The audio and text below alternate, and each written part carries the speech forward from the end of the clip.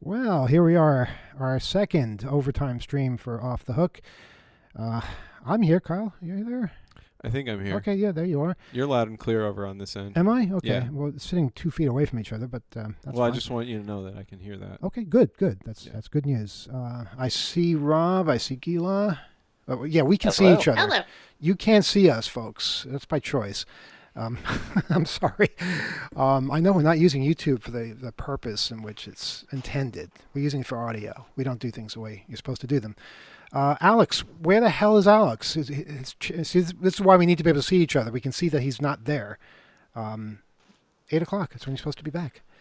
I think he took a break or had to attend to something and was going to be back momentarily. That Okay, was last well, I heard. Mm-hmm. But I was attending to some things as well. So. Yeah. You guys want to update us on the weather? And we'll give the phone number out again. 802-321-4225, 802-321-HACK. And one call at a time can get through. So if somebody else calls, again, Google. We can't get a busy signal from Google. We're forwarding the line to a single line. It doesn't have call waiting, but you're going to get voicemail if you don't get through. That's just the way it is. So if that happens, just call back when the other call is assuming there is a call in the first place, when that call is finished. So Rob, Gila, how are things in Queens weather-wise?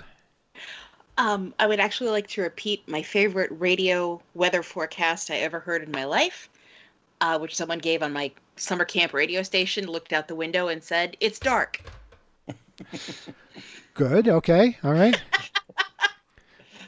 But as far Yes, as but as far as the raging blizzard, though, how is that going? I'm gonna go look out the window. Why not? Yeah. we're sending her over to the window for a live weather update.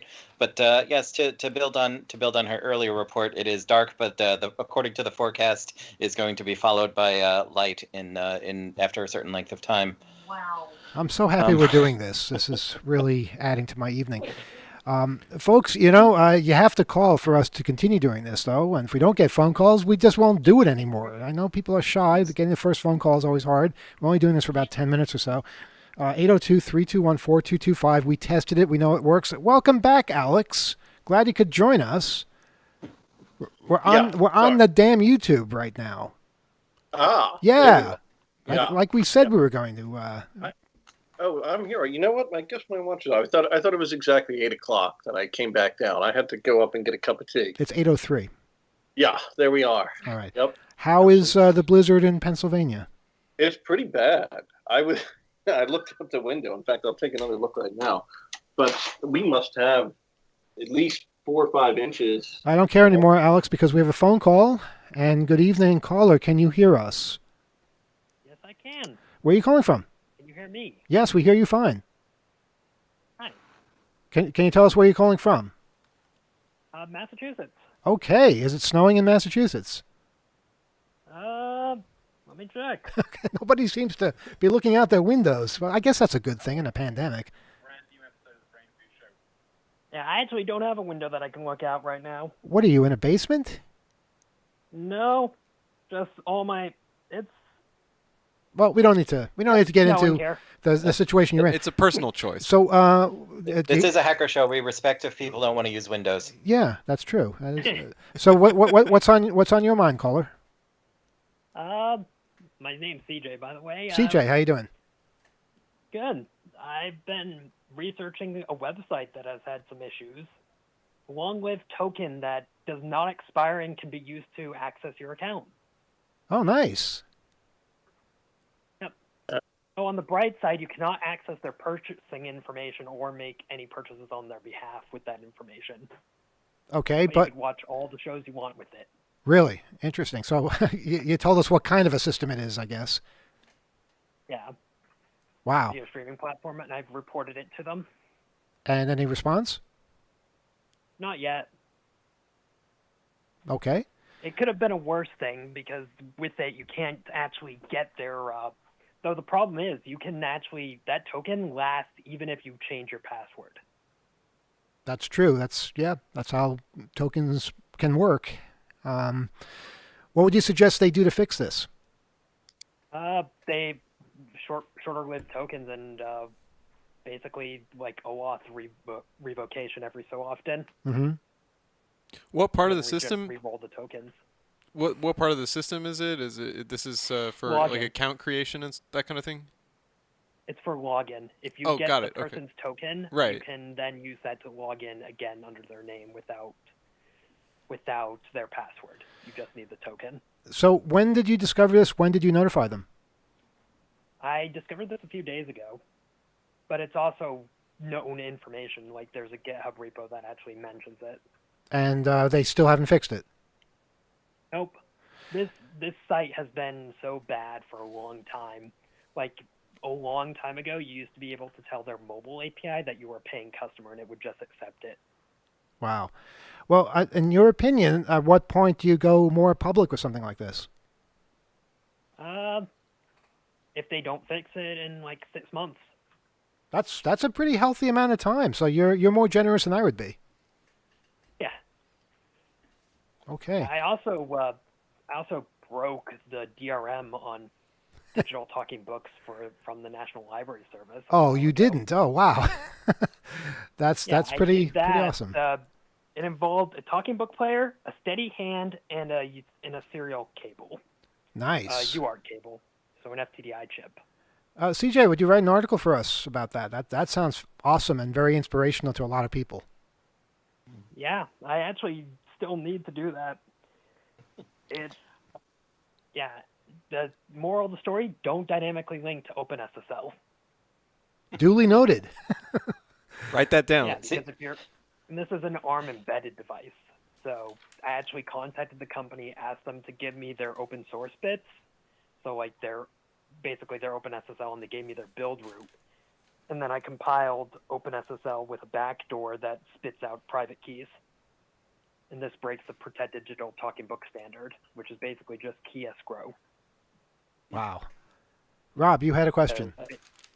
Yeah, CJ, are you referring to the Daisy players? Yes, I am. Yeah, I used to work in the field. Those things are actually pretty cool. But yeah, I respect what you've done. Yeah. Also, I will not go public with this because if I did, the storm that would happen would be ridiculous. Mm-hmm. Like, I will not release the keys. If someone else decides they want to try that, first off, they have to have access to the NLS, and second off, they have to spend like $300-400 on a player. Right. Mm-hmm. Well, and you don't have to go public with particulars, but the theories that get people to think in those methods, and also to design systems that are better. I think that's an invaluable service you could perform. The reason why I won't go public with it is because it would be near impossible for them to revoke the keys and then redo everything, because they would have to recall every single talking book player, and the logistics would just be insane. Yeah, no, that's very responsible of you. And the scary thing is that there are many people out there who are not nearly as responsible that would cause harm, and people designing these systems should keep that in mind. Yeah, and also this is like 10, 15 years old tech for the DAISY Protected Digital Talking Book standard. Uh-huh. Mm-hmm. Though also it doesn't help that the audio is encoded in a format that's in patent hell right now. Mm-hmm. AMR WB Plus is the codec. Wow. There's not really that much that can actually play it, especially in software. Uh-huh. Yeah, we're familiar with things like that. It's Sounds always so good when you can figure it out, though. Alex, did you have any question for CJ? No, I think it's interesting that he's taking the responsible route and disclosing this to the company and giving them ample amount of time. Some types of companies don't take kindly to this type of thing, and others, may offer him some form of bounty as well. So that's certainly something you would want to look into. And, and don't hesitate to be in touch with us if you need some additional guidance. CJ, thank you very much for your call, and thanks for being a good hacker. Yep, no problem. All right, we'll talk to you again soon. Talk to you soon. Take care. Bye. And that was one of our listeners, CJ from Massachusetts, from a room with no windows, or I'm not really sure. But the important thing is that he's got a good sense of values, and that's what I like to see in the hacker community. Okay, we're going to be on in a couple more minutes. 802-321-HACK. I didn't have to give the phone number out, did I? It's ringing off the You should hook. give it out anyway, though. 802-321-HACK, 4225. And right now, if you call it, it'll ring even though it's busy, and you'll get a voicemail message. So just hang up and try again if we take another call. But after this, maybe you can get in. Yeah, let's see who we have. Good evening. You're on Overtime. Who is this? Hey guys, Alan calling from Cranford, New Jersey. Great. I imagine the weather in New Jersey is pretty crazy right now. Yeah, it's looking pretty good. It's about 4 or 5 inches right now. It's supposed to really start coming down in the next few hours, though. See, I like that you Trains said are, really. I like that you said really good, not really bad, because I think it is really good to have snow in December. Yeah, Changes up the routine. it's, Forces. it's the first storm of the year. It's like, I don't know. I was a teacher for a long time, so like a snow day is like a big deal happening. But now you don't get snow days anymore because everybody can learn from home. You know, all this virtual environment. I'm hearing that it's become it's kind of like a charitable thing. Some districts are giving the day off tomorrow. Mm-hmm. Those are good districts. Yeah, Alex, so it's a nice thing to do. Go ahead, Alex. Yeah. On that same point, my son is in school in public school in Manhattan, and they have issued the Department of Education has issued a snow day for tomorrow, but there's a lot of disappointed kids because it's all remote learn. Well, most of them have remote learning the following day anyhow. But the principal of our school has given us the option of having the kids do the remote learning or not, because some parents, see a snow day as something that's beneficial to a kid, part of growing up. And I thought that was pretty cool that she gave the option, that the principal actually gave the option of attending school or not tomorrow. Caller, did you have something you wanted to ask us? Yeah, hey, it's like one nice thing that that they could do. Yeah, I actually, I was listening to the show on the radio, just now. You guys were talking about the SolarWinds story, and I just wanted to bring this into the conversation because I feel like it didn't get in there, but you guys know more about this stuff than me. But I was listening to a talk about this about a year ago, 6 months ago, and it was a group called the Center for Strategic and International Studies. They're like a think tank that's like in D.C.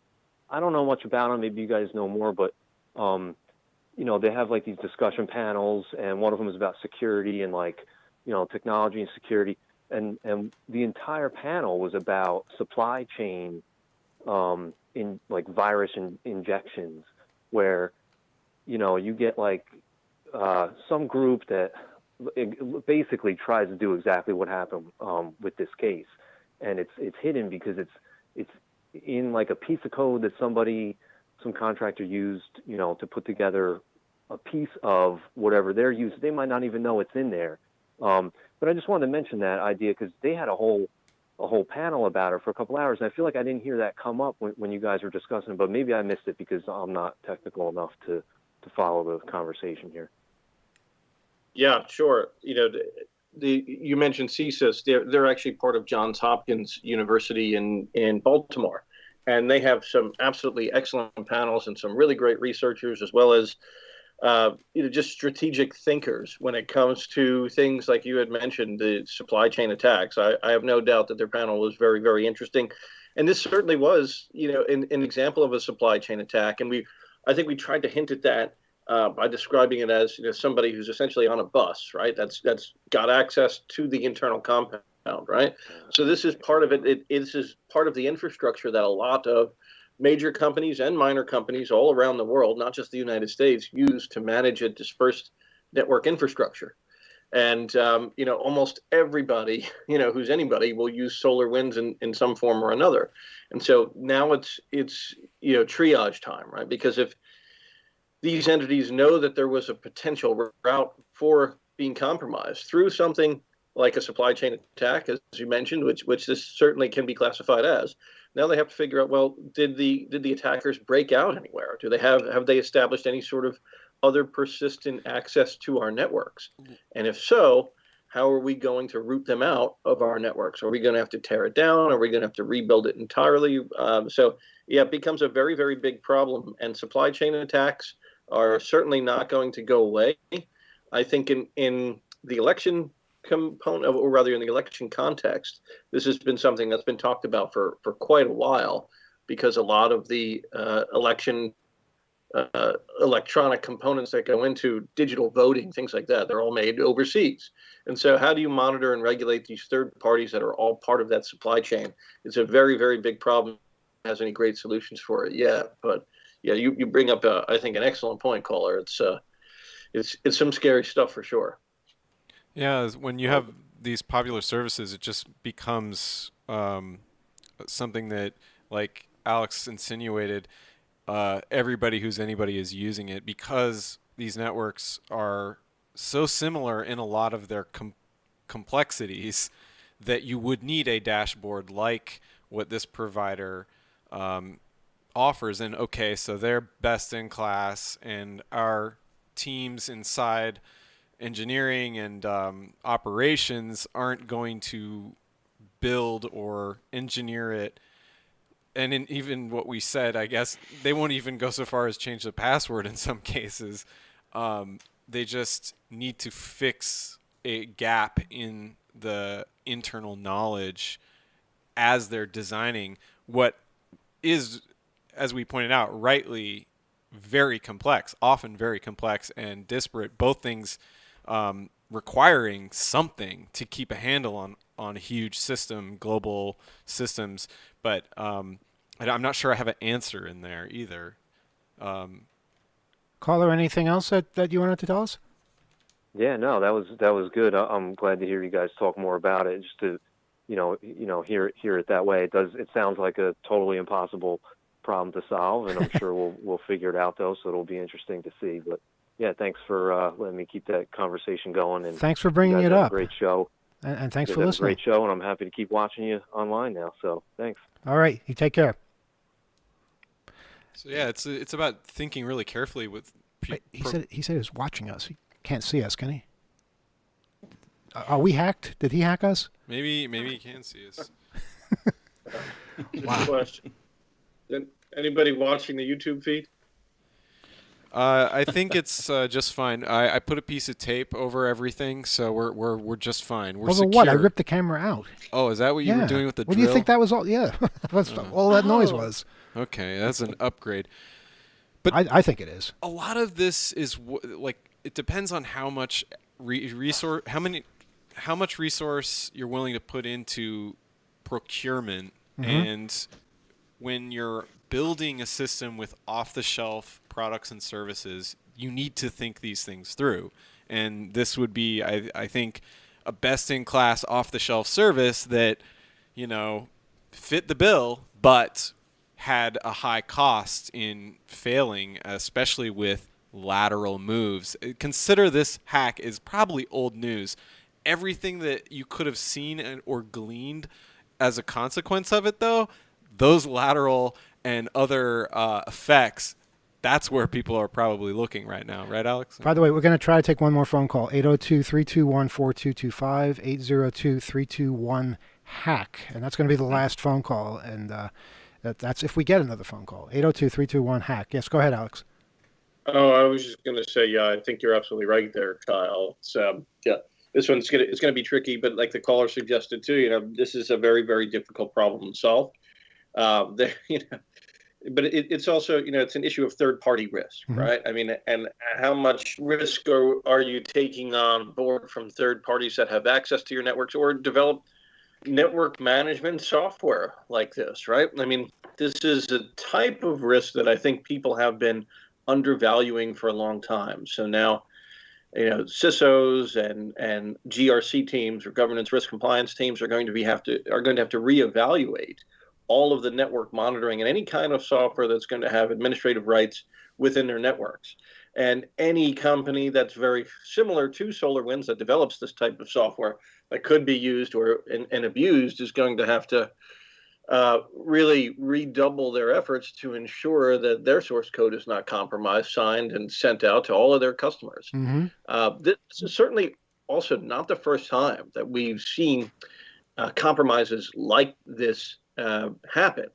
This also happened, and I don't have the details in front of me, but I want to say it was in Ukraine or it might have been Czech Republic. It was some place in Eastern Europe that I think had to do with accounting software, where a specialized form of accounting software was compromised and dispersed to the client base through the updating process. And I think we might have even talked about this, maybe 3 or 4 years ago, perhaps.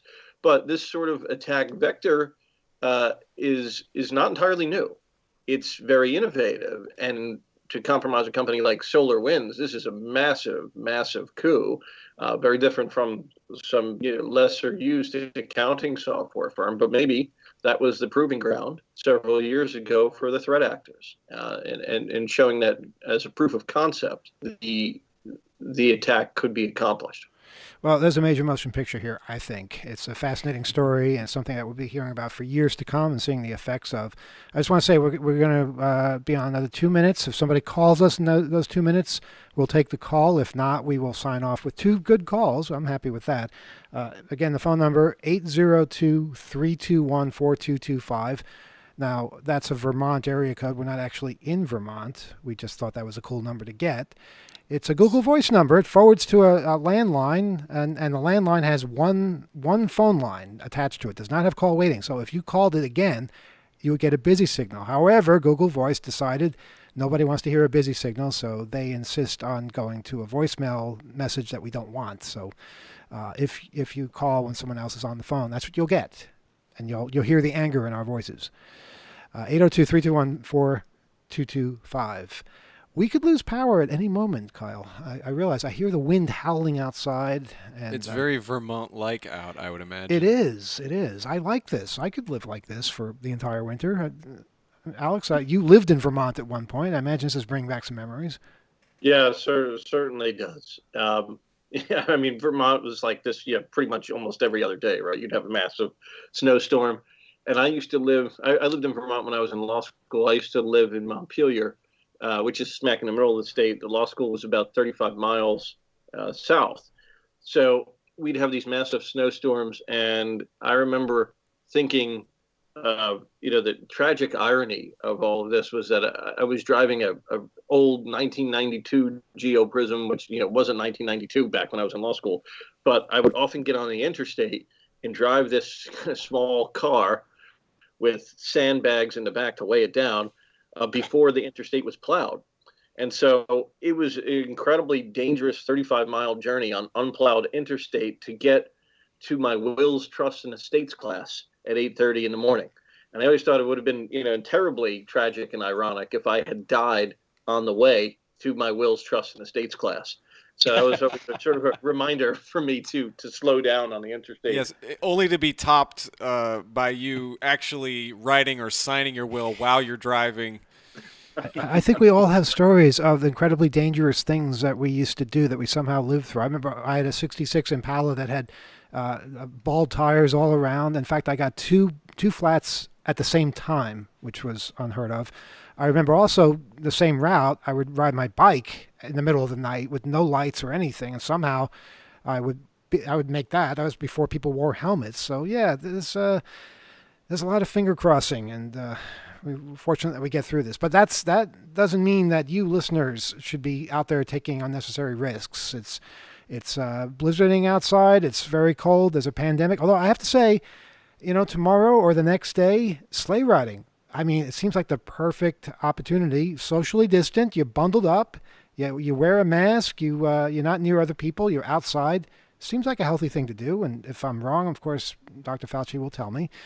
But enjoy the weather, enjoy the winter, enjoy the uniqueness of it all, because these are times that we will remember for the rest of our lives. Okay, I don't think we're getting another phone call, so let's sign off for tonight. We'll see you guys next week, eh? So long. Good night. Good All right. night. Stay dry, stay healthy. Good night.